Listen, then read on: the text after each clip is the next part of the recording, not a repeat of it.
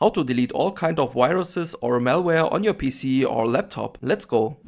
First, go to the search bar and type in clean mgr. As a search result, you will get the disk cleanup app. Click on it and this window will open. Check all boxes inside this window and you will see a number which shows you how much free disk space you will gain. Once you checked or enabled all, you just need to click on the clean up system files button. After that, click on OK. Then press the Windows and the R button on your keyboard as a shortcut to open the run command window and type in temp, then press enter. It will open a new window. Select all files you see in the temp folder and delete all of them. After finishing, you close the window and press again the Windows and the R button on your keyboard to open the run command window again. This time you type in %, temp, %, and press enter. Same process to select all files inside that folder and delete them all. After finishing, we go again to press the Windows and the R button on your keyboard to open the run command window again and type in prefetch this time. Press enter and again select all files you see in this folder and delete them. Close the window, click on your search bar and type in MRT, then click on yes.